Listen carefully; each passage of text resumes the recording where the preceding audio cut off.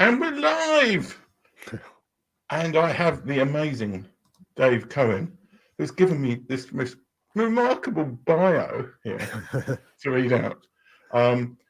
This is Dave Cohen, Hello.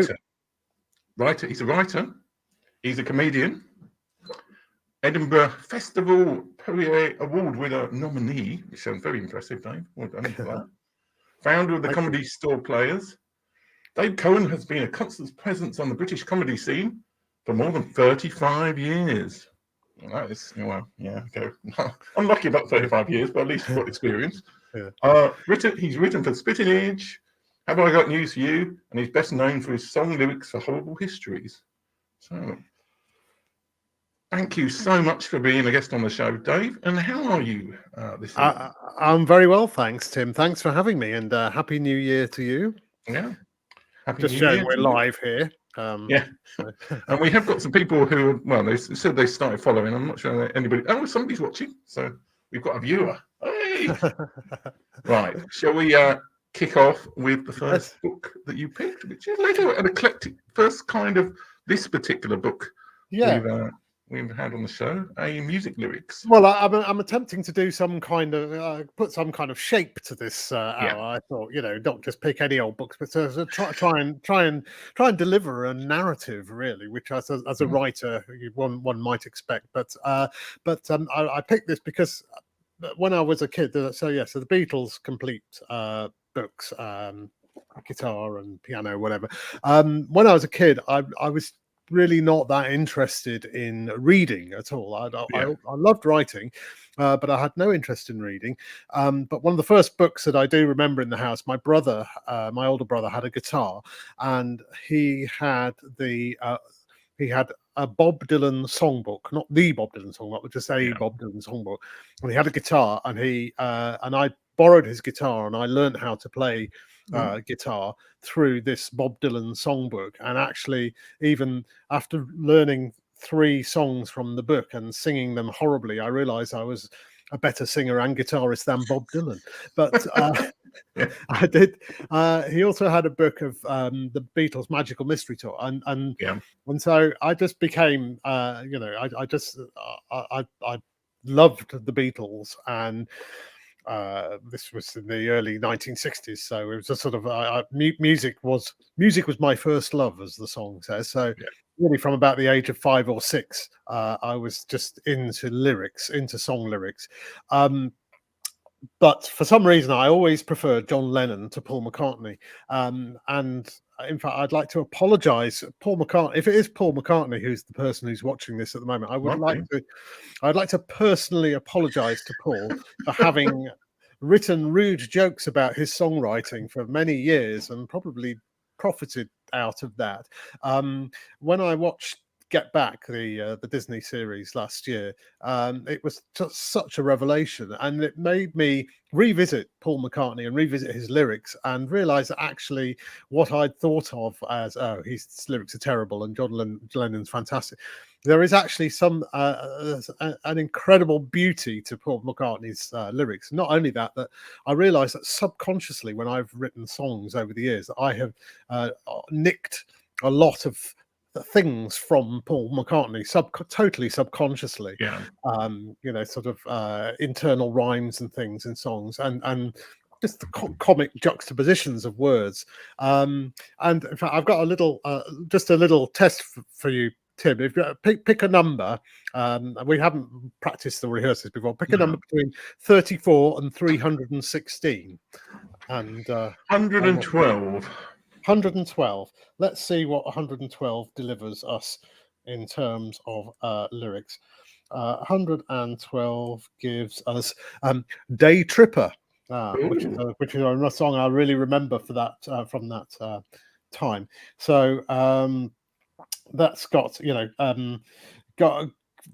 now I realized when I was 7 years old, whenever this came out, I didn't understand the kind of slight rudeness of this song, but there is definitely got a good reason for taking the easy way out. She was a day tripper, one-way ticket. It took me so long to find out. She's a big teaser. she took me half the way there now. Now I'm 7 years old. That lyric. Oh, she's a big teaser. What's she done? She sort of nipped my big sister. She's a big teaser. I had no idea what but I mean that's just that was just a random example there. So Beatles lyrics. So why do you love the Beatles lyrics so much, and why this particular book then? Well, I suppose because so much of the work that I've done, so much of my comedy has been sort of songwriting, and it really, and I was a little bit obsessed with John Lennon, and then he died, in hopefully nothing to do with you. Yeah, but in sort of classic mythic rock star death that made me even more obsessed with him, really, and and I kind of. I was interested in that what it was possible for someone to do in such a short life, how this horrible man, by all accounts, this really awful, misogynistic. I mean, there's one song in there where girl doesn't get Norwegian wood. This girl won't sleep with him, so he sets fire to her furniture. I mean, that's isn't it like one song? Is it "Good Morning" or something where he goes on about he used to beat his wife or something? No, that's Getting Better. Getting Better. Sorry, and I mean, I used to be cruel to my woman and beat her. And I mean that shows how far we progressed in 50, 60 years. You would not hear that lyric anymore. I think that might have been a Paul lyric, but but what I've since found, going back to the Paul song, I mean, and John was all very druggy and kind of yellow matter custard dripping from a dead dog's eye, all that stuff. But actually, then starting to think about the whole kind of like I say, that sort of everyday banality of the banker never wears a hat in the pouring rain. Very strange. I mean, it's nothing really, but it's unsettling, and there is something kind of beautifully unsettling about McCartney's poetry, and poetry is a big theme that, as you'll see as we sort of carry on, really. But I think that's really what kept me and continues to keep me obsessed with the Beatles. Okay, right. I'm going to move on and play my little transition. And the next one is The Sirens of Titan by Kurt. Oh, I'm going to get his surname now. Vonnegut. Kurt Vonnegut, yes. So here we go, and interesting cover that I've picked up here. Because so as I mentioned, I wanted to be. I loved writing, but I was not interested in reading at all. But here was another one. This was I was introduced to the writing of Kurt Vonnegut when I was a student, and a friend showed me some of his books. But then, actually, the main way that I came to Kurt Vonnegut was through a movie called Slaughterhouse-Five. I remember we were students and we were all sitting around doing whatever students do when the telly's on in the background, probably breaking several laws at that point. And, you just don't, when there's 6 or 7 of you sitting around and the telly's on in the background, you're not watching, but we all kind of seem to be slowly drawn into this movie, which is a sort of really amazing, weird science fiction movie about this character who is in Dresden just before it gets bombed in World War II, and he's the Americans have warned to go underground in Dresden because the word is out that it's going to get bombed. And it's very autobiographical. Vonnegut, this is actually what happened to Vonnegut, but the story, the character who Vonnegut has sort of written about, knows his whole life, knows what's going to happen to him in his whole life. He knows that he's going to survive in Dresden, but he knows when he's going to die, and he knows what's going to happen to him. But that book was very much about the war and the bombing of Dresden, and that very strong kind of anti-war sort of aspect of it. But Sirens of Titan, which was kind of written at a similar time, is also about a character who sort of knows what's going to happen to it. And you look at this cover, it lets you go, that's a science fiction book. And I'm not a science fiction fan. I've tried science fiction. I've tried to read lots and lots of books by people with covers like this. I tried Terry Pratchett as well, and I know a lot of people love Terry Pratchett, but I just can't get into science fiction. But I love Kurt Vonnegut, and and in fact, Douglas Adams, who was kind of again a massively influential writer for me. His radio series Hitchhiker's Guide to the Galaxy came out pretty much at the same time that I was discovering Vonnegut for myself.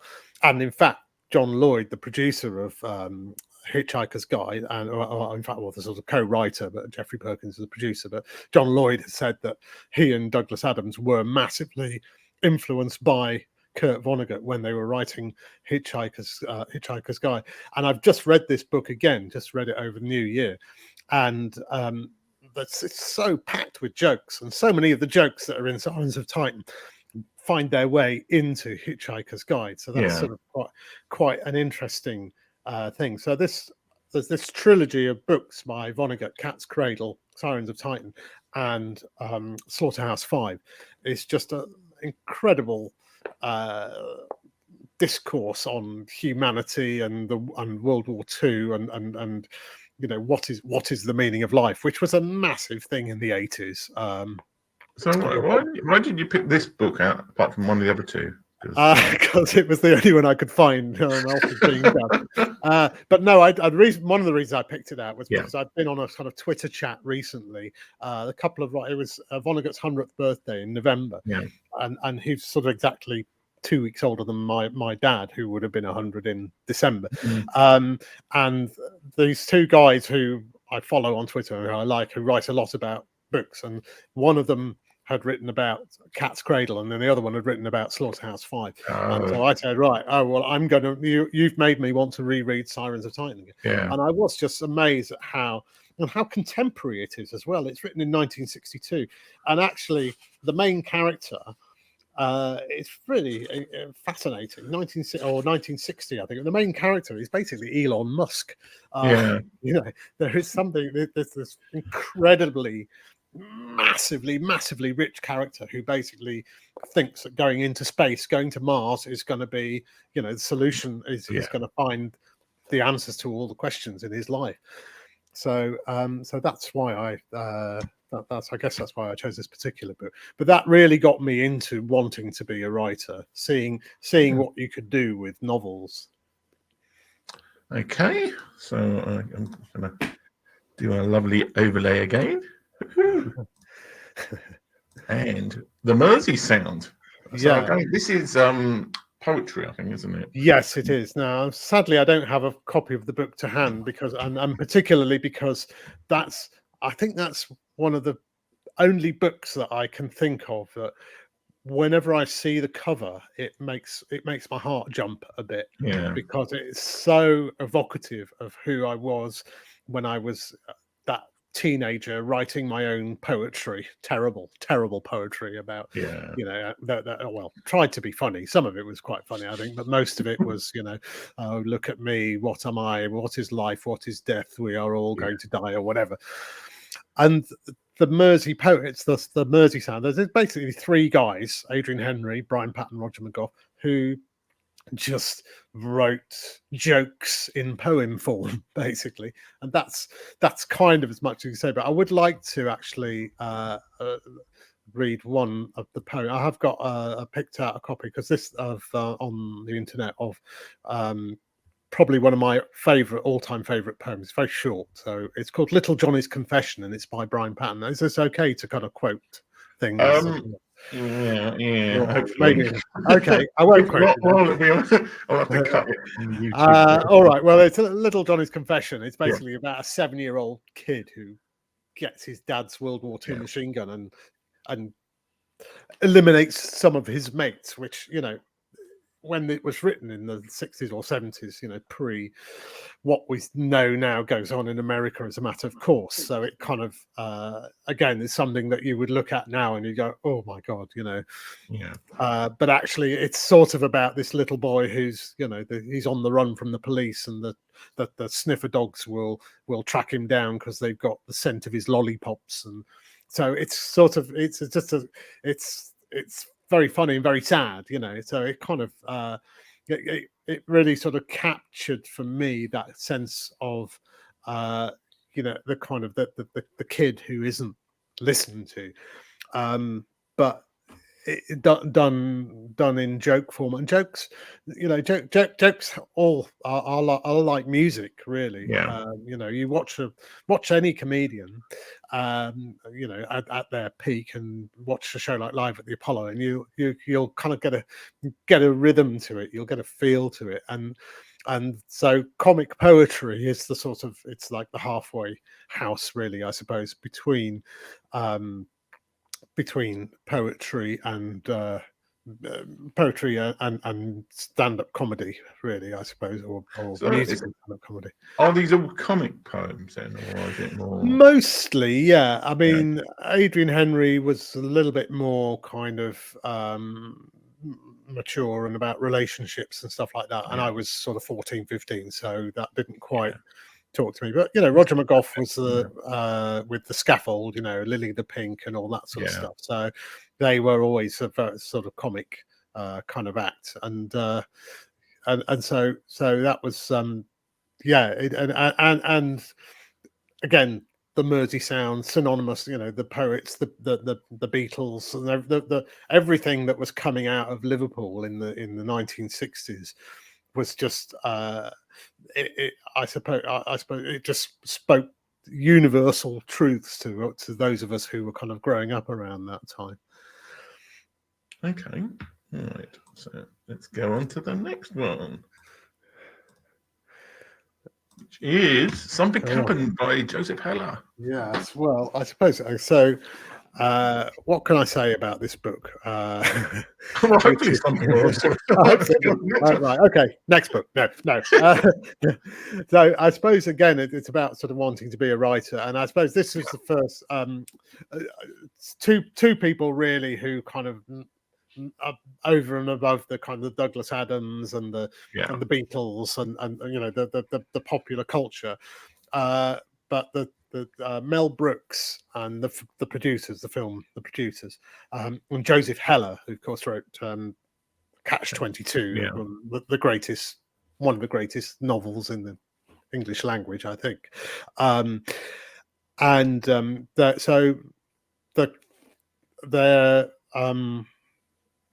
My great grandparents will have come from the same villages in Eastern Europe that Heller and Brooks's parents would have and grandparents would have come from.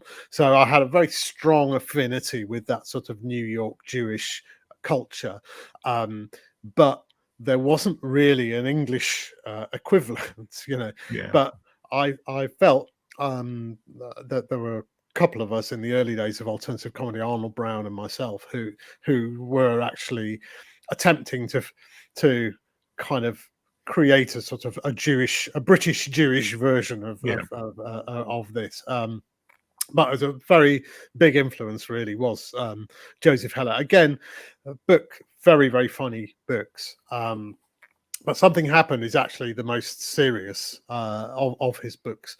And again, it's this thing of kind of it's a really tricky thing. I know we'll talk a little bit about independent publishing and how you sort of have to write to genre if you want to be an independently published. The trouble with comic fiction is that it's not really a genre. You can have like comic thrillers, comic romance, comic mystery, but the comic book, I mean, you can have P.G. Wodehouse, Sue Townsend coming up later, Evelyn Waugh, and so the comic novel is a kind of much more of a niche sort of thing, really. But so Joseph Heller, his comic that his comic novels are they're sort of funny, but they're also kind of brutal and bleak. And again, this was deliberately choosing the first book, the Beatles book, which had such a kind of books. We think of books, we've all generally, I guess, will think of novels or a little more of non-fiction nowadays, I think, but the books can do so much, and they just when you're immersed in a book and you're in that world, there's just nothing like that. And I just really love, being late to that party. So something happened is just it's permanently bleak and funny, and nothing happens. Well, so does nothing happen in something happens? Because I was going to say, well, that's sort of that's sort of as much as I'm prepared to give away. But so it's a funny book, but it's like, by telling it, if you told me, it wouldn't be funny anymore. Is that kind of no, it's hard, but it was I guess it was it's the first book he wrote after Catch-22, and I imagine it was the difficult second album, and it's not his most popular book, but it does if you stick with it, it has its rewards, I would say. Okay, well, that's good to know, because I like those I like hearing about those kind of books. Yeah, I mean, I don't think I've ever read. I remember seeing the film of Catch-22, which wasn't fantastic. I don't think I've ever read it, but I'm almost tempted to read this first and see what happens. So I can read Catch-22. Yeah, it's not as funny as Catch-22, but then Catch-22 is also very dark. So bring on the dancing books, Tim. Yes, here we go. I spent almost 10 minutes working on this animation this week. Oh. So.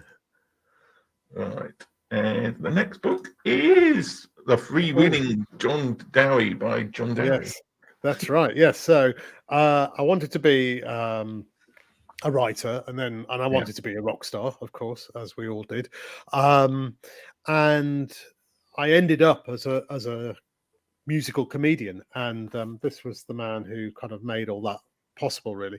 And it was in 1976, I suppose. The music scene was completely blown away by punk, and then punk became, I don't know, you may be too young to remember this era, Tim, I think, but it was just the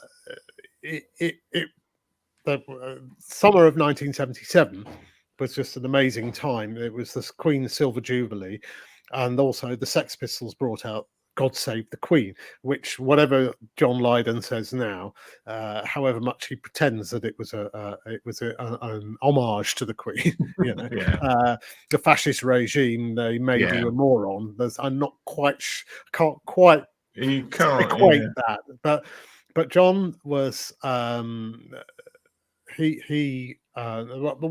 was a lot of humor in punk, and one of the first people to come out of the punk time was John, and John Dowie was actually on the first Factory record, which included Joy Division, a Certain Ratio, and the Durutti Column, I think, and he was one of the people on it, and I loved, I instantly loved it. In fact, he was what made me get into punk. A friend of mine had a record of his, and he played it to me, and I thought, oh God, this is who I want to be. I love John. I know him well, and I saw him last week, and he's a wonderful human being. And I haven't ever said this to him. I realise I'm saying it now, but I wanted to be, when I was 17 or 18, I wanted to be John Dowie. And coincidentally, he was the best stand-up comedian in the 1980s. There was just nobody who came anywhere near him in the 1980s, it's unfortunate that he was just like about 2 years too far ahead of his time. And he was just brilliant for an hour. He would do a brilliant hour show, but at the time that he was doing it, there weren't really people doing hour shows in stand-up. We were all doing 15-20 minutes, and if there could have been a way, that he could have carried on doing that for another year or so, he would have been. And he was just way ahead of all of us, really. Everybody who ever saw John in the mid-1980s said, oh yeah, John Dowie was alternative comedy. Oh, and then Yeah. everybody else was kind of, and by everybody else at this time, there's people like Harry Enfield, Joe Brand, Jack Yeah. Dee, Paul Merton, all the people who've gone on to be massively successful.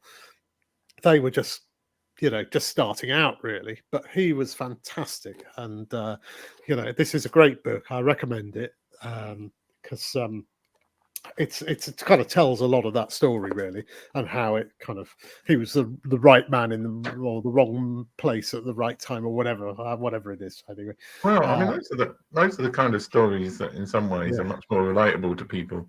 Very much so. I'll just read you the opening on the back. It says, in the 70s, John Dowie invented alternative comedy. Yep, I think it's fair to say that. At the end of the 80s, he abandoned it.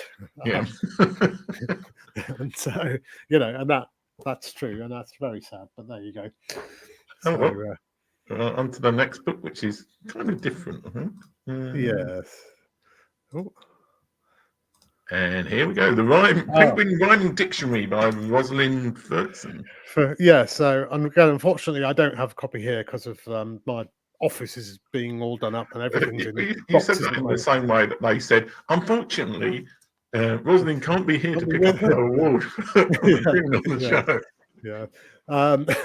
And all that too, I mean, Rosalind, I've never met you, but thank you so much. That book has been just a constant companion for me. And a lot of people, when you write rhyming jokes, as I have done for a long time, a lot of people say, oh, that's cheating, but it's not really, because I kind of already have the sort of head that does come up with this stuff. And but I think it's possibly I think Rosalind is probably personally responsible for my favourite rhyme that I ever managed in a horrible history song about Richard III, which managed to rhyme. Can you imagine it? I was the last Plantagenet, and I'm very, very pleased with that. But I couldn't get to those things necessarily without the rhyming dictionary. It's a great book. It's just a fantastic. Think of just say a word. Any word, random word now, Tim. Haggis. Okay. Haggis. Right. Sadly, I don't have the book here, but you'd go to that. You'd look up haggis in the index, and it would say haggis. And then there'd be like. I can't think of any words. Well, no, it would probably have it would go to the is rhyme, which is like maybe sort of number 38.1 is. Well, I know it's not 38.1 because I know that's ick, but that shows what a rhyming dictionary nerd I am. But if it is, and so there'll be this, there'll be the single syllable, this, miss, whis, this, whatever, and then two syllables might be kind of there might be like, it might be in the same list as Paris or Maris, as in down in Paris. Niles' wife. But haggis. But again, with what Paul McCartney taught me, I subconsciously took. I'd probably find something that this bag is, or something like that. I would probably find a way to do that. Yeah. So no, that's just the best book for me, and long may it continue to be my muse. Yeah. Okay. And more of the animation. And I suspect this might be. I think it might be you under another pseudonym. It might be, yes. Goldman.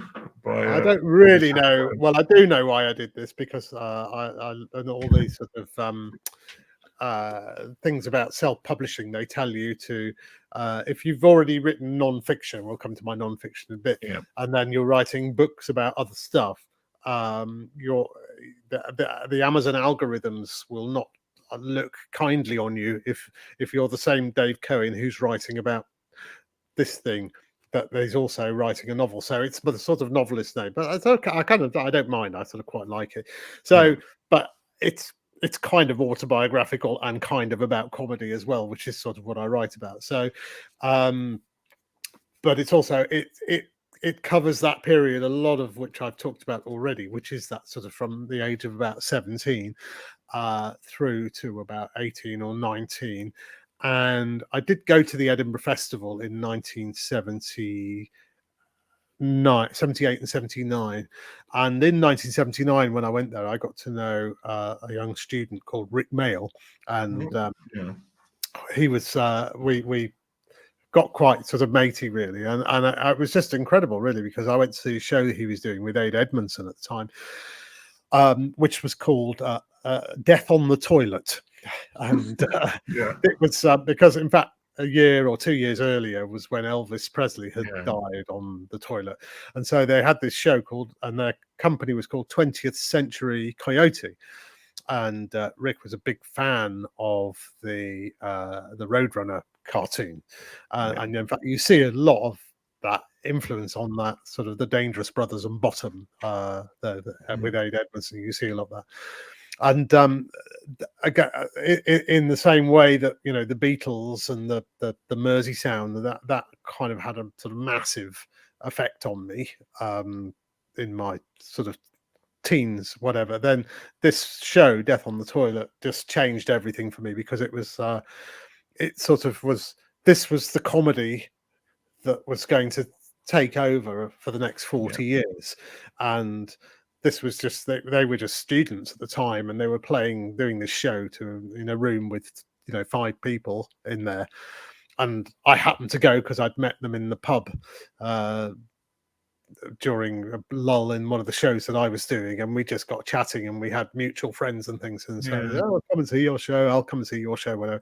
And, you know, you went to see everyone else's shows, and you just, and it was some terrible student review or something, or some 4-hour Shakespeare adaptation or something, and this was just like an hour of so funny. It was just the funniest.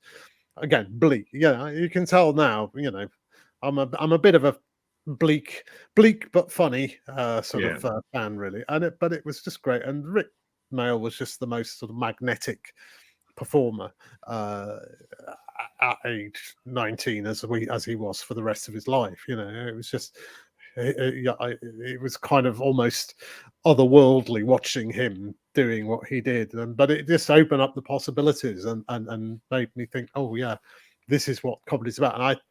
And I sort of thought about writing a kind of non-fictional history of alternative comedy from my own experience, but I just thought that the novel form in the end was kind of the best way to do it. So is it a novel set within the start of alternative comedy? Yeah, I mean, it starts in Leeds, where I grew up, and then it goes to ends up in Edinburgh, and it also encompasses all the sort of the arrival of punk and how punk became alternative comedy. And then I've got a couple more books. I've got 2 more books in the trilogy, which is understandable, because if there were more than 2 books, it wouldn't be a trilogy. So book 2 will be out sometime this year, and that covers a period up to about 1984, when I really was sort of properly getting involved in comedy. And then the last book goes up to about 1987, I think. So did you end up, I'm just going off piste here a bit, but did you end up going straight into comedy, or did you do something else and then end up? Book 2 is about again, fairly autobiographical, but I did spend 2-3 years as a journalist. I trained as a journalist. Oh, okay. I worked on the Observer, which everyone goes, "Oh, that's impressive." And then I say, the Pontypridd Observer. I lived in the valleys, South Wales valleys, for 2 years, and it was fantastic, really fantastic training for a writer. You know, A, you write about anything and everything. B, you have a deadline. You know, if you don't get it written by 4 o'clock, then you're out of a job. So it's great. It's a really good training. And but I didn't want. It was at the time that it was the early 80s, and that's when all the alternative explosion began with the Young Ones and Alexi Sale and things. And so all these people that I'd known in the late 70s, there they were suddenly on telly, and everyone was going, "Oh, this is fantastic!" And there was me, in Pontypridd magistrates court reporting on a speeding fine, thinking, what happened? how did I get here? How did that happen? 3 years ago I was on the same path as that lot. So that's book 2. Yeah. Okay. Well, I think this must go down as the biggest weird transition ever, but I'm going to put on the next book, which is Emma by Jane Austen. Well, okay, so here we go. Now, I'm sure we're okay for this to do the opening paragraph, because this, so I did stand-up comedy, and I performed a lot, and I wrote a lot and stuff. But in the more recent years, I've been wanting to become a better writer, and I think because I came from the sort of performing side of things, I didn't have the discipline of being a writer, apart from, like I say, the journalism of deadlines and things. And I've sort of ended up with this almost accidentally as a career of teaching writing, simply because I wanted to learn. So teaching comedy writing, and the reason that I haven't chosen anything by Dickens or Shakespeare or Dostoevsky, who I absolutely love all of them, is because I'm really kind of focusing on the sort of what, in terms of my own life, what these books, the sort of how they kind of impacted, really. And so Emma, Jane Austen, is just, it's just a fantastic. I'm just looking for the chapter 1. So the opening sentence of Emma, which is basically, Emma Woodhouse, handsome, clever and rich, with a comfortable home and happy disposition, seemed to unite some of the best blessings of existence, and had lived nearly 21 years in the world with very little to distress or vex her. And that's just, you just think, oh, this is great. So Emma Woodhouse, handsome, clever and rich, with a comfortable home and happy disposition. You hate her already, don't you? Yeah. Well, I listened to the audiobook of all of the Jane Austen collection, and it was obviously the original writing, and you can understand it and get there are a lot of books written around that time. You struggle much with a lot of the language, or some of them are very misogynistic or sexist or racist or other stuff, but you can't say that Jane Austen is a really good writer, and she tells fantastic stories. That's the thing. I love Tolstoy. I love Dickens and Dostoevsky. I'm suddenly reading like a beautiful passage from Tolstoy and something, and then there's suddenly the grasping hook-nosed Jew turns up on page 164. Give me my money, you peasant. And stereotypes shoved in there in the middle. Cringy. But you don't get any of that in Austen. But I love the fact that this opening paragraph, it tells you the whole story. You just like, here's this woman who's nothing has ever gone wrong for. She's 21, and she's had very little in the world to distress or vex her. So we just know that this book is going to be Emma is going to get vexed and distressed, and bloody hell, we're going to enjoy it because she's rich and she's never had anything, and she'll come out of it as a heroine, whatever. So that's kind of that's why I chose that book for this section, which is about teaching writing. And so that can kind of bring us to the next book, I suppose. Yes, which is slightly a transition back to the complete comedy writer by Dave Cohen. This is Dave Cohen guy. That's what I'm trying to fit in with your graphic here a bit. There we go. So yes, this is a book about which, and again, as I say, I'm very happy when people buy copies, because then my children get to wear shoes, and but again, I kind of wrote it for myself, really. I want to become a better writer, even though I'm 64 now, and maybe some might say that my best writing years are behind me, but I don't know.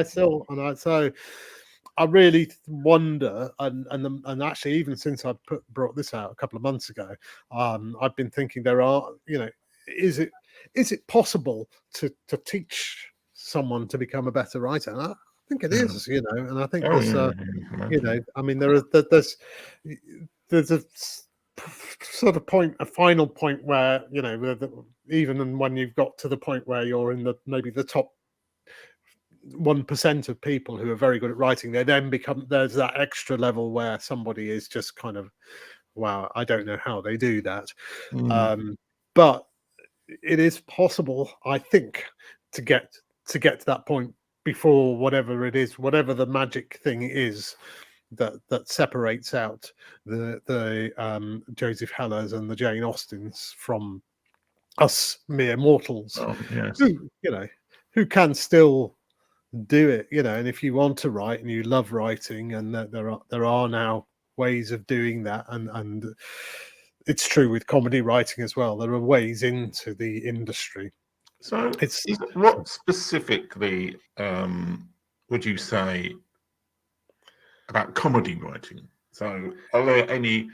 Because obviously, you could have just written a writing book. But what is specific to comedy that's in this book? Right, the single clearest difference between comedy writing, which only goes to show how many similarities there are, because every story is the same. A character has a goal, and there are obstacles in the way, and the obstacles could be external, or they could be the character's flaw or whatever, and somehow they overcome it.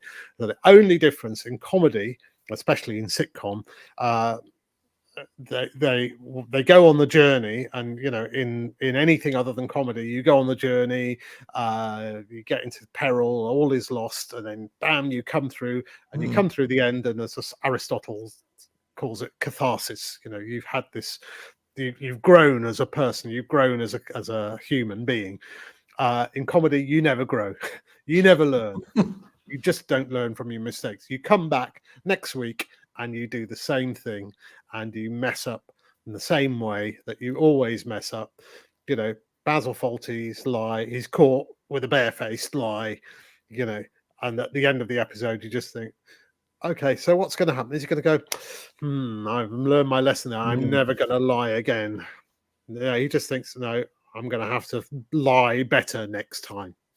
And he tries to do it, and he still gets it. So that is the single main difference, really. Yeah, that's probably not what I would have picked at all. But I think you're out of interest, what would you have picked? I don't know. I was thinking it's like timing of jokes or something. I thought there might be some sort of thing with don't do too many jokes at once or something like that. But that's probably more true for stand-up, I guess.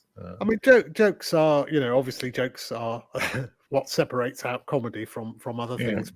But jokes are just surprises, and it's interesting how if you watch a Jed Mercurio police drama, you're going to sit there that opening 5-10 minutes just going, oh, what's going to happen next? And oh my god, the house number's the wrong way round, and they've gone in the wrong house, but a joke is just sort of the equivalent of that, isn't it, really? Yeah. So there's no dialogue in Jed Mercurio, but it's all surprises. It's all right.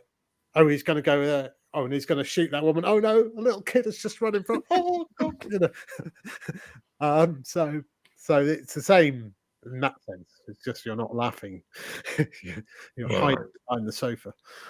I think it's time to move on. Because we're running a bit. Well, I mean, we can go on as long as we have to. So, but maybe not 2024. No, we're let's. Let's. We're running behind here, aren't we? A little bit.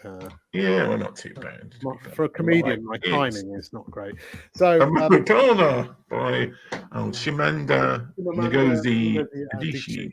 Yeah, maybe I didn't screw up. Again, this is a writer who I think, I mean, it's just absolutely, for someone who wants to learn how to write, she is just the most. Her books are fantastic. They are managed to be like massive, sprawling histories that tell huge stories of nations and the continent of Africa specifically. But the stories are so, they're just such little, not they're not little, they're epic, but they're just, brothers and sisters and mums and dads. And this is just this is like a character from Nigeria, and she goes to live in America in whenever it's set, the noughts, I think, I'm just all the tens, The noughties. the noughties. Well, it's published 2014. Yeah. And it's so this character is basically about a character, and she comes to America. She writes a blog about what's it like being a Nigerian in America, and then the blog that becomes a big story. But it's such a, again, for a writer, it's just such a simple device, really simple device. Yeah. But the difference between what could be a memoir or autobiography or whatever, and what is a novel, and it just not, you're just what every book, the best books are the books that you just go, yeah, and I want to keep reading, and I want to keep reading, and I just got to get to the end of it's book. A page turner, to use the lingo of publishers. Yeah, and it's how you kind of resolve that contradiction of how do you tell small familial stories, but how do you kind of how do they play out against the backdrop of the sweeping backdrop of history? And there's so much now. There's so much good writing. I mean, there were very few. I didn't read many books when I was younger anyway, and then in my sort of 20s and 30s, I was reading mostly Dickens and Shakespeare, whatever. There weren't many books by women out there, and then gradually more and more, and I got more and more, and I found that there's so many women who are so good at telling those smaller stories against the bigger backdrop. Like Rose Tremaine was one who I really love, Anne Tyler, and so there's a really it's just the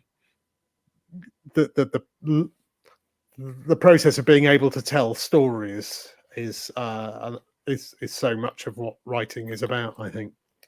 Okay. What happened next, as they used to say on A Question of Sport. Yes, exactly. Right. It's time to go on talking about what happened next. Yeah, that's what happened there. Oh, there we go. And yes, another quite different. Oh, right. Okay. Oh, so this is Face to Face, British self-portraits in the 20th century by Philip Vann. And again, this is the thing, like I was saying right at the start about books, what is a book? Is it a novel or whatever? And really, there's just nothing like a book that you can look at pictures at, and it's fantastic. And this is just a great, this is just such a lovely book. And you'll know, if you don't know anything about art, you will still know at least 20 of the people in these books. I'm just in the book. I'm just trying to look up the list of names of some of the painters who are included in here, and they're all, Sickert, Walter Sickert. I think there's Lucian Freud. I'm just picking out the names that you will know. Francis Bacon. So they're all the people you've ever heard of.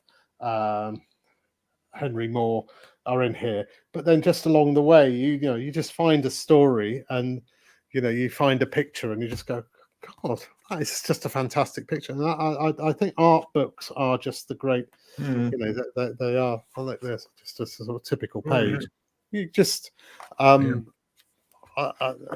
coincidentally, I should mention, I've known Philip all my life, really. Actually, we grew up together in Leeds, and he's my sort of twin, really.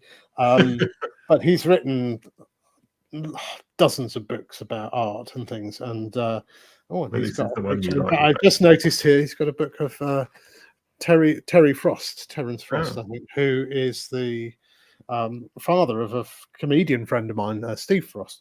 And is there anybody you don't know? No, I know everyone, Tim. It's just one of those things, I I am the Zelig of the British alternative comedy world. Jacob Kramer. There's a whole. I'm going to write. I'm hoping to write a novel about him one day. He's a famous artist from Leeds. His story is just incredible. And again, like Mel Brooks and Joseph Heller, he came. Well, he fled. He was from Belarus, born in Belarus in 1892. His parents and they fled to St. Petersburg. So he fled when he was 4, but even St. Petersburg wasn't enough. So he fled again when he was 8. So he went Belarus, St. Petersburg, Leeds. So that is no wonder his life is so tormented. But there you go. So so that's a great book. Love that book, and Philip is a great writer as well. So if you're into art books, pick up one by Philip. Right. Transition. And I guess you know this guy. It's Henri Hill, famous comedian. Yeah, I've chosen this partly because, mostly because, when you got small children, you're always looking for books to read, and luckily for my kids, they were around the time that he was just making books. In fact, A Complete History of Tim. Not to be confused with yourself. Tim is a tiny horse here.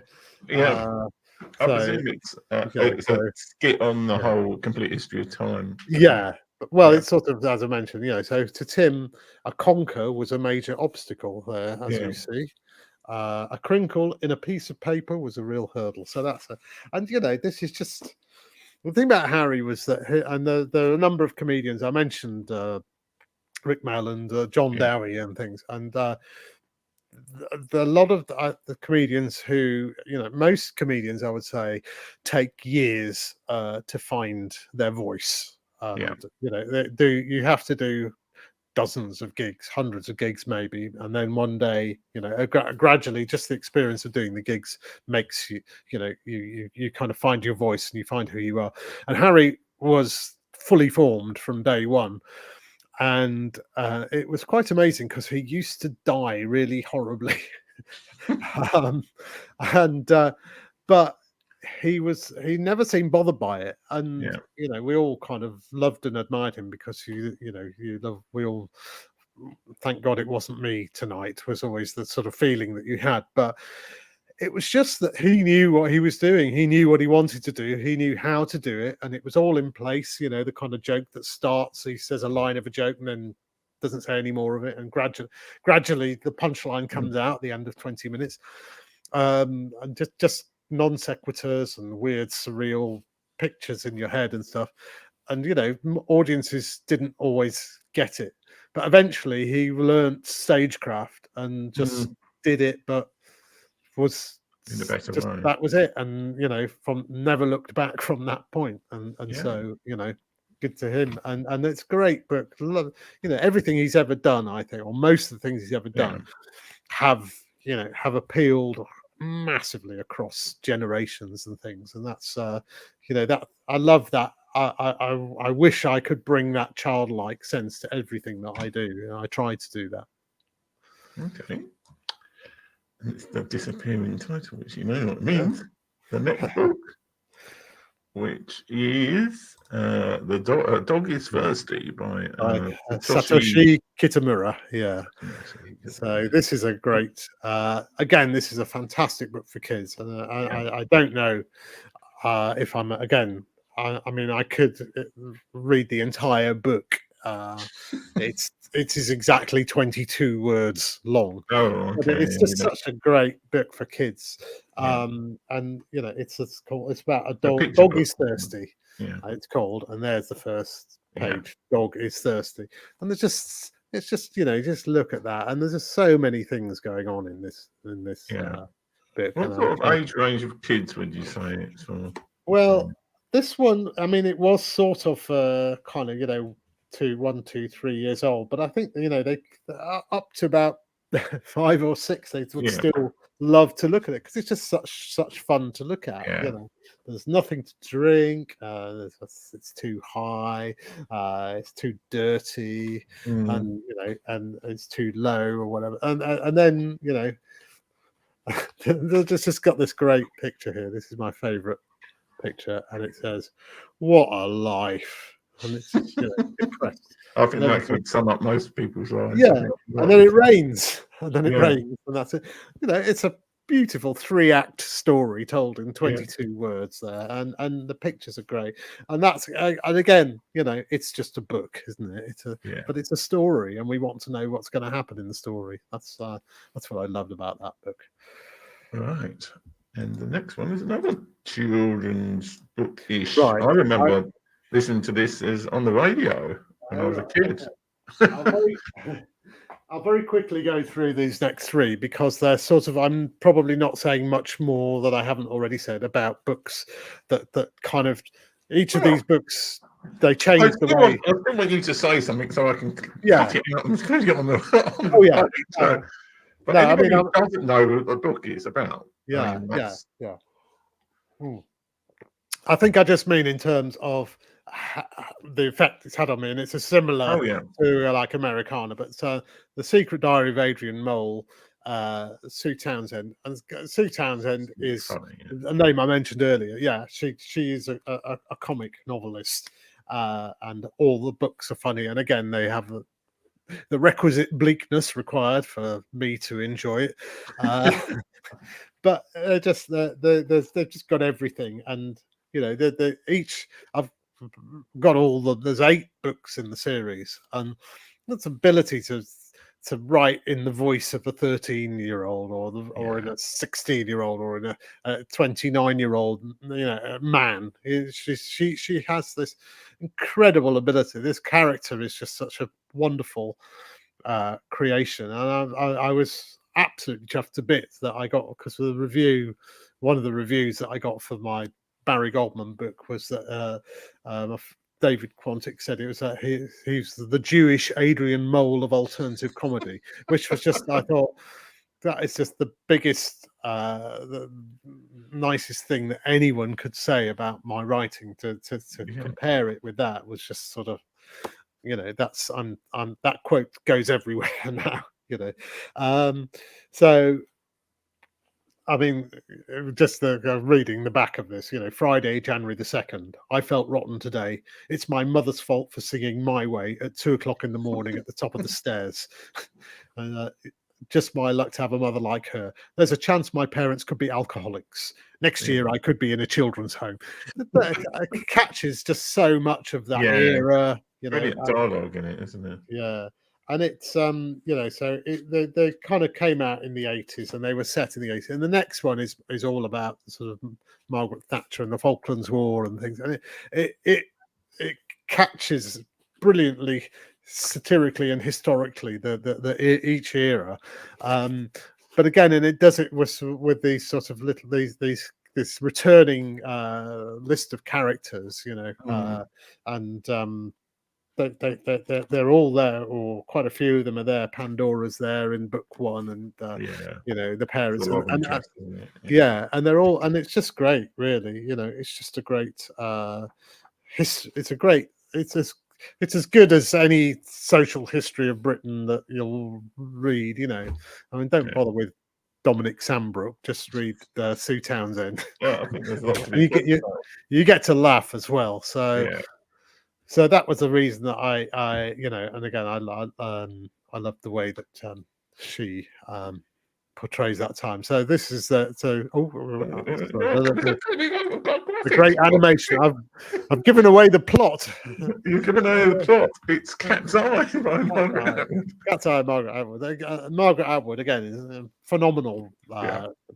Just not just writer but activist and everything as well. But her books are always kind of quite gripping and scary sometimes. And I actually she's not really comic though, is she? Some of the books that she's written have got some sort of great there's a sort of few books of hers Oryx and Crake, I think, is a really interesting book. Some of her kind of predicting the future stuff is sort of a bit Kurt Vonnegut, a little bit Douglas Adams. She has this animal, the pigoon, which is a kind of cross between a pig and a raccoon. That's just and they've sort of got a little bit clever now, and they're sort of giving the humans a hard time, and but there's this the only humans who survive in Oryx and Crake are these people who went to these sort of exclusive institutes like Stanford or MIT, whatever, and they've managed to build themselves their little kind of world separated out from they're like a kind of set, almost like a becoming a separate species. And this is a book that was written, I know, 20 years ago, way before AI and everything. But you can really sort of, it's really quite. So horrific. What about this particular book then? Well, what was interesting about this book was I think it's her first novel, but also it's about and we all know about bullying, and we've all heard about the book about the bully and the person being bullied and stuff. And it's about a bully. Hey, I'm a bully. What a great that's basically Is it from her being the bully or the read? I mean, it's years since I read the book, so I can't remember exactly. But what I remember is a sort of schoolgirls, and the main character is a kind of is not a nice piece of work, and it's just but I mean, isn't we understand why they're like what they are, and that's great. That's another great thing, you don't, and it's the thing with comedy as well. You don't have to like the character. I think it probably helps not to in some way. To understand why they are who they are, really. Right. Talking about, they've got the next, which is the Prime Minister, and I'm sure a lot of these have not been nice people. Well, and again, this is something that, having apologised to Paul McCartney earlier on, I should now apologise to John Major. John Major was Prime Minister just at the time that I was reading a lot of these kind of big, heavy Victorian books. And he was on some interview, and he said, "Oh, my favourite author is Anthony Trollope." And I thought, right, so that mental note, John Major likes Anthony Trollope. Never ever touch an Anthony Trollope book. But it took about sort of 5 or 10 years later, I just came across, I can't remember why or what, for whatever reason, but I read the book, which I think was He Knew He Was Right, I think, which is just a lovely book. And there's a character who is like a Jewish character who's a politician, and it's like, oh my god, a sympathetic Jewish character in a Victorian novel. What's going on here? But also, you read the book, and you went, oh my god, this is Robert Maxwell. He's written Robert Maxwell 100 years earlier, and then they made a TV show of it, and it was a bit silly because they actually made him look like Robert Maxwell. So I think it was John Suchet or somebody like that, or the one who's the actor, David Suchet. I can't remember. Anyway, so but yes, I know what it was. I know what got me into Trollope. It was the Barchester Chronicles. That was it. The TV version of the Barchester Chronicles, and it had been adapted for TV by Alan Plater, who was one of my all-time hero writers. Great playwright, great TV writer, and I watched this show, the Barchester Chronicles, and it was just brilliant. And Alan Rickman's in there, and Donald Pleasance, a fantastic cast. Brilliant books, really beautiful to watch, and I just thought, oh, I'd like to get into this. So I ended up with it, and there's the Barchester Chronicles is 6 books. And so this is the Prime Minister is one of 6 books. It's the Palliser series, and it's about this character who ends up becoming Prime Minister. But there's lots of people along the way as well who. So can you read it on its own, or do you have to read it in series? I think you can read it on its own. Actually, yeah. The series is the series sort of takes place over about sort of 25, 30 years, and it's kind of very much based around the politics of that era, Gladstone and Disraeli, and they are kind of, they're not really, there's nobody you go, oh, that's Disraeli or that's Gladstone, but I guess if you know that history period really well, you would probably recognize them, but they do stand alone. I think I read them out of order. Actually, I think I read Prime Minister was the first one that I read, and I think it's book 3 or 4. The 5th of the 6 novels. So you can. It's worth reading it from book 1, I think. So okay, right. And it's a long title, The Perpetual Astonishment of Jonathan Fairfax by Christopher Chabelin. Yes, right. Notice the spelling of Jonathan there, that is correct. And this is a book. Now, you won't know this, and nobody watching this will know, except for Chris, who's probably watching, because I told him I was going to do this. Chris is probably one of the most successful comic novelists in Britain. He's written these three books over a period of 10 years, the Jonathan Fairfax book.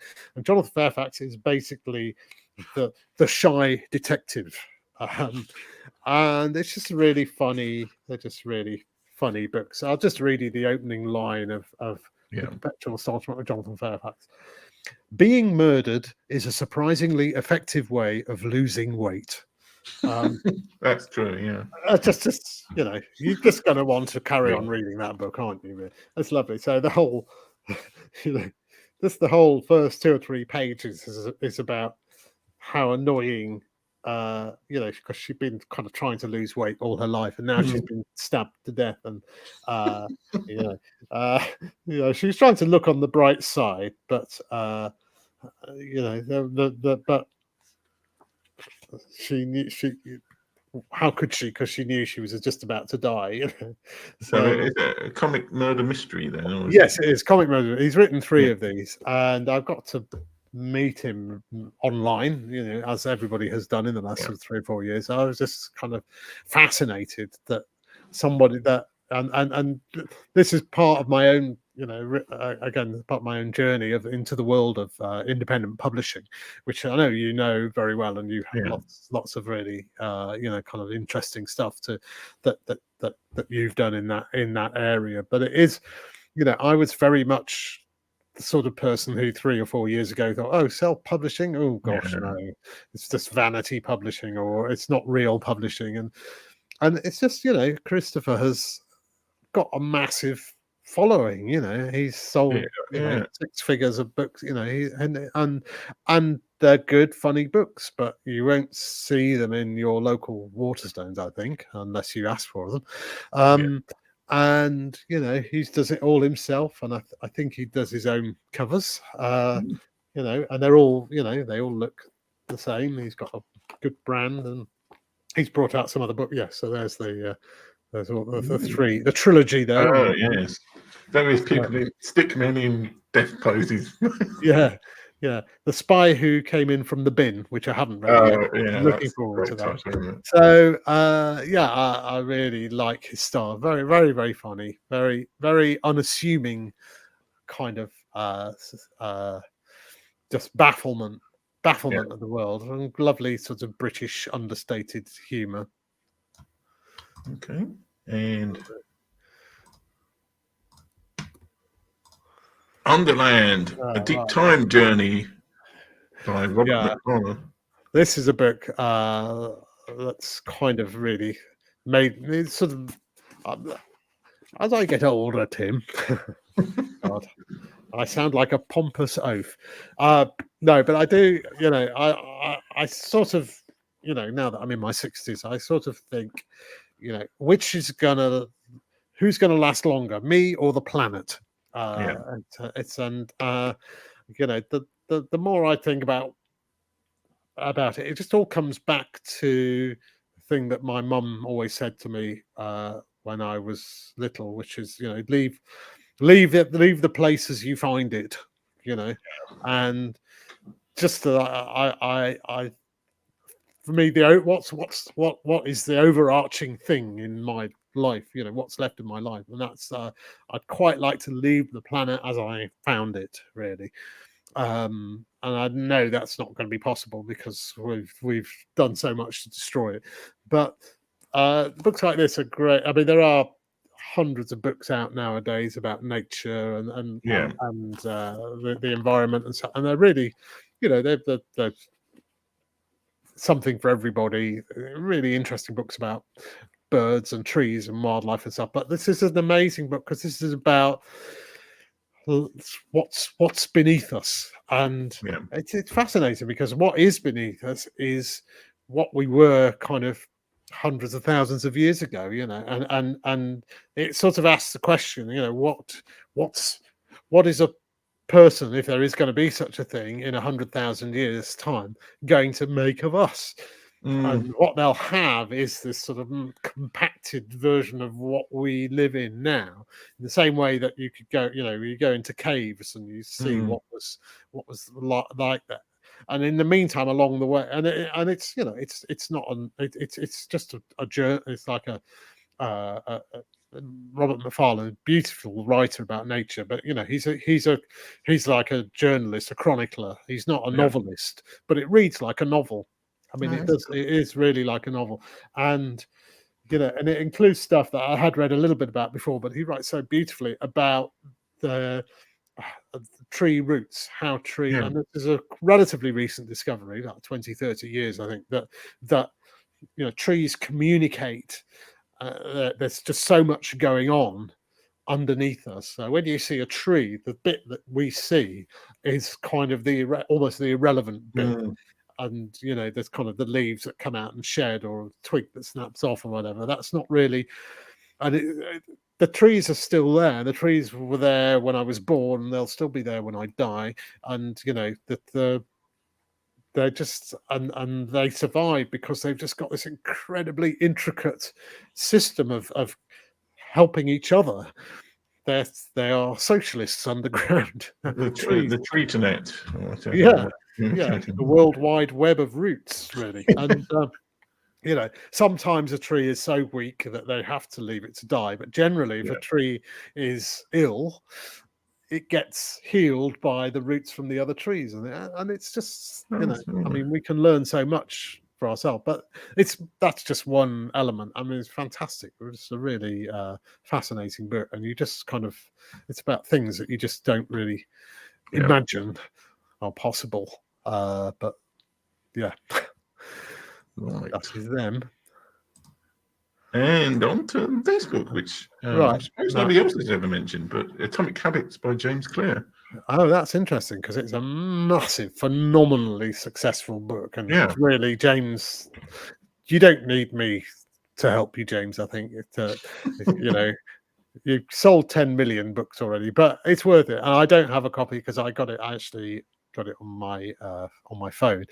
But I've read it once, and I will reread it because it is just really good. There are so many kind of I don't know. There's a whole industry of productivity hack books. The word hack meaning, I discovered actually this last week that the word hack comes from Hackney. And Hackney carriages, and in fact, that a hack is if people couldn't afford horses to travel, so they just got they were just given any old horse to do the job for them, and the horses were all around this area of East London, and that's where the word hack comes from. Sorry, but Atomic Habits is I'll just waffle on. Why is this a good book, and how has it helped you? It's good. I'll tell you why. Because so many of these kind of self-help books are about goals and achievements, and do this and do that, and about you could be better than them, and you could do that. And this is all about making yourself better, making you better than you were yesterday. Rather than fighting to be this and be that and be that. It's sort of like, well, what am I doing today that I can change? And and it doesn't have to be like a massive thing. Well, over time it will be a massive thing. If I can change a thing by 1% today, and I can change it by 1% tomorrow and 1%, and by the end of the year, then I've changed it by 365%. So it is kind of obvious when you say it, but and it is really hard to do. But it definitely has helped me in many ways and many habits that I have inculcated for myself since I've taken on this new role of self-publishing. So not just being a writer, I'm now a publisher, and mini publishing business. And I mean, it's so much bloody hassle and effort involved, and you just want to write, but you can't. You have to do all the other stuff as well, and writing every day, whether it's writing novels or sitcom or whatever, having that daily habit has helped me a lot, really, and given me a lot of clarity. But it isn't just about writing; it's about everything else. Getting to sleep at a certain time, waking up at a certain time, and it's talk about nominative determinism. I mean, it's the clearest by a long way. It is the clearest book I've read and it doesn't. And it's quite scientific as well. I think it doesn't sort of try to be. It could so easily. There are so many books out there. This book will change your life, and they're written in hyperbole and things. This is just a lovely little. It's just really the way that it explains how to improve your habits. It's just really well written. Okay. And the next book is Man's Search for Meaning, which I actually put on the show thing before the other book, but this has been mentioned before as well, actually. So, it has, yeah. Yes. I'm not surprised, actually. And I mean, this really does. We're going deep now. So this is a book. Viktor Frankl was a concentration camp survivor. Went on to live for many, many years, really, 40 years, I think, beyond. And he kind of never lost his belief in humanity, and he finds it's a remarkable book. It's very short, book, and it's actually only the first half of it is about his experiences, and he is in that. He says, I'm not trying to be scientific or anything, I'm just telling you like it is. And just some of the stuff that he talks about, it's just it's just so kind of powerful. And I've talked before earlier about the banality of language and things, and there is something so. And I don't think he was the one who came up with the phrase "the banality of evil," but I mean there is so much, and also within even within the concentration camp there are soldiers, German soldiers, who are sympathetic and who kind of help some of the people. And you've also got the guard, some of the prisoners who become the capos. They become the kind of do the work of the guards for them, really. And they all stay well fed, and but meanwhile he's with and it's about how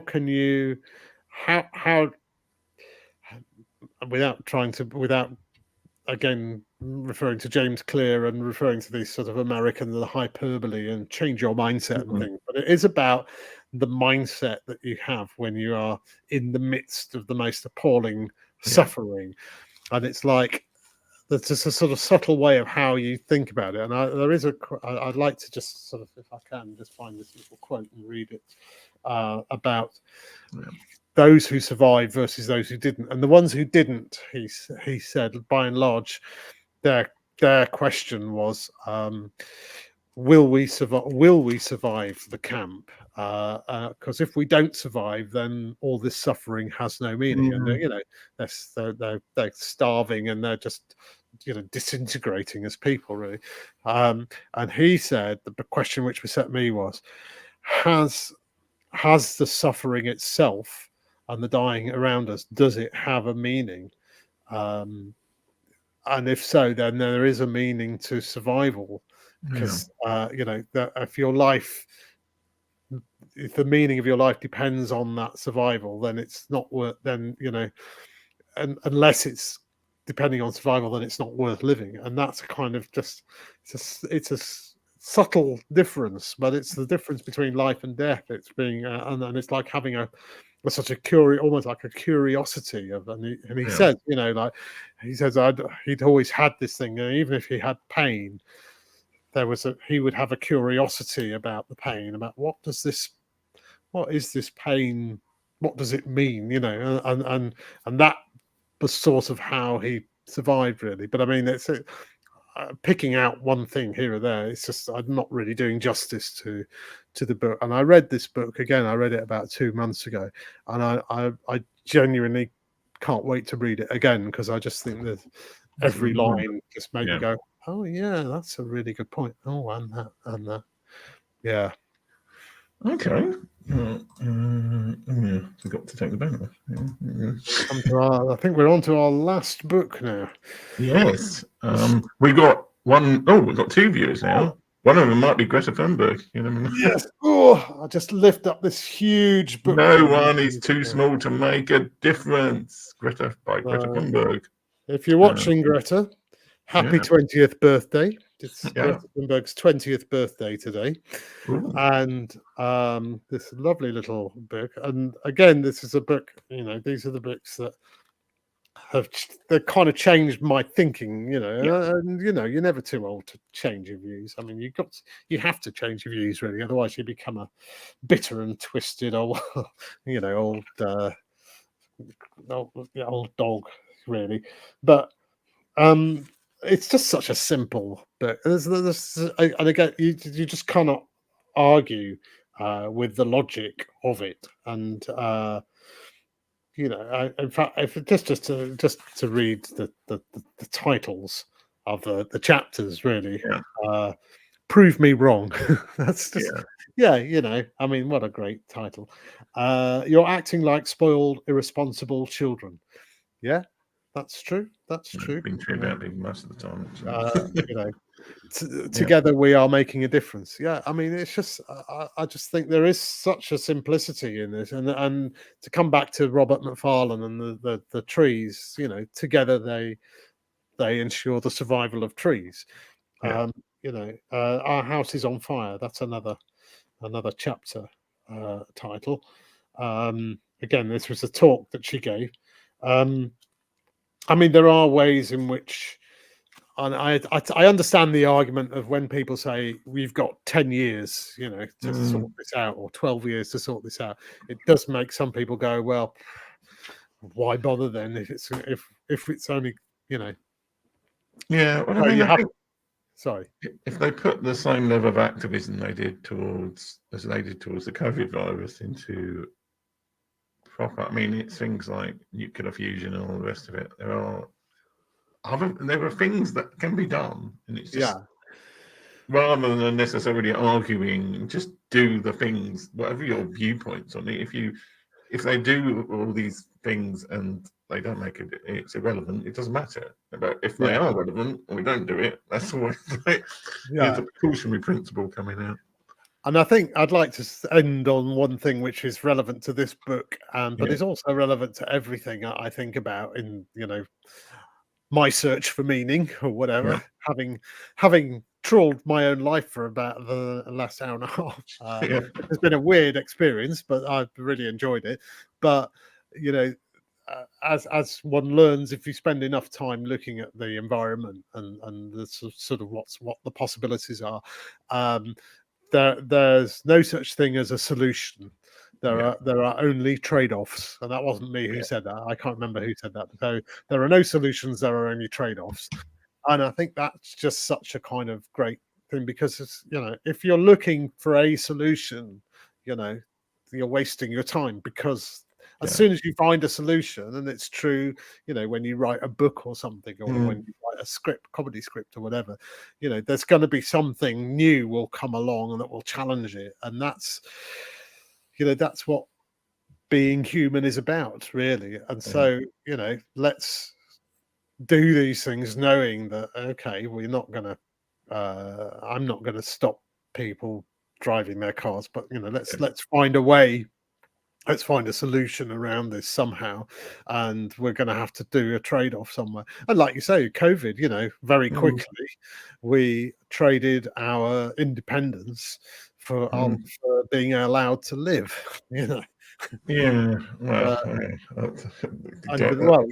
well, where it didn't happen, yeah, where people were told, "Oh, you don't have to wear masks" or whatever, or people said, "I'm not wearing a mask," yeah, a lot of them died, and so that was their trade-off. They died thinking, "Well, I didn't want to wear a mask. Okay, I've died, but that was my choice." So that's where we are. On that jolly note. Well, I actually had even though we were massively over time, but really on Amazon Live it doesn't matter because they tell you to keep going as long as possible. I'm sure you've got other things to do it with your life. But I wanted to ask you a question about alternative comedy. Okay. Why do you think that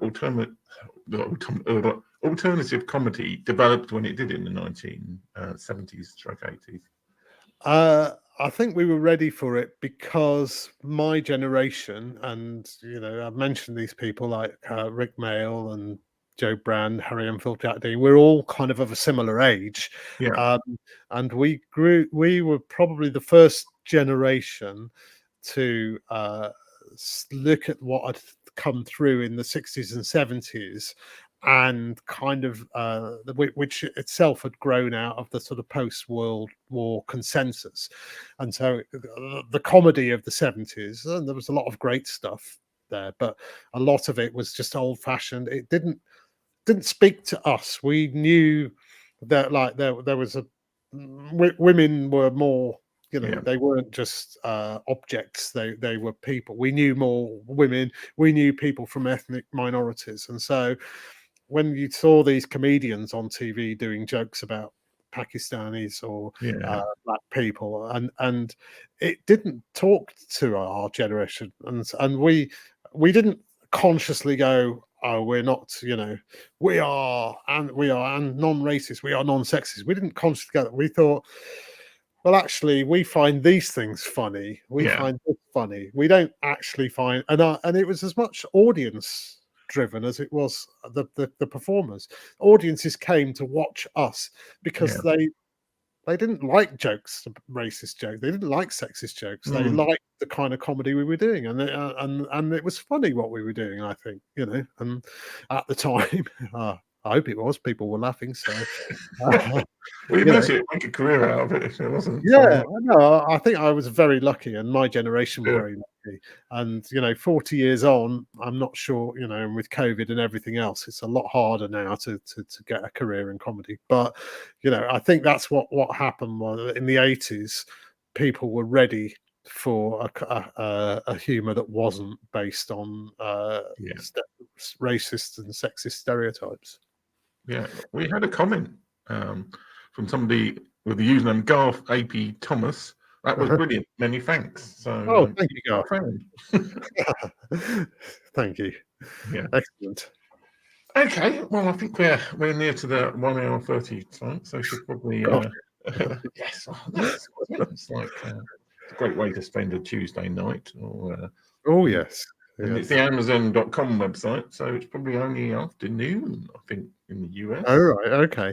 So I can go now and I can look at my Amazon dashboard and find that hundreds of people have rushed out to get Barry Goldman and The Complete Comedy Writer.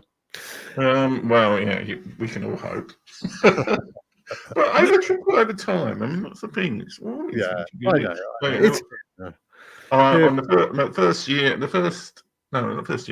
2 months I did this, I made a grand total of 20 cents. But last year I made about $100 from revenue from affiliates from the show. So you just keep building up things over time, and then eventually you'll be president of the world. So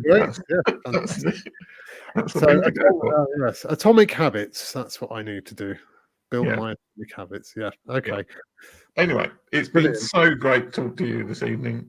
Well, it's David. been an absolute pleasure, Tim, and thanks ever so much for having me. Much appreciated. And this is where I realised I've got no kind of. I could stick up the graphic again. Oh, I'll just end the streams. I'm not even sure which one I'm supposed to end first. I think I'll end the one in here. So I can. thanks I for can. everybody who's been watching, and hope you survived large chunks of it.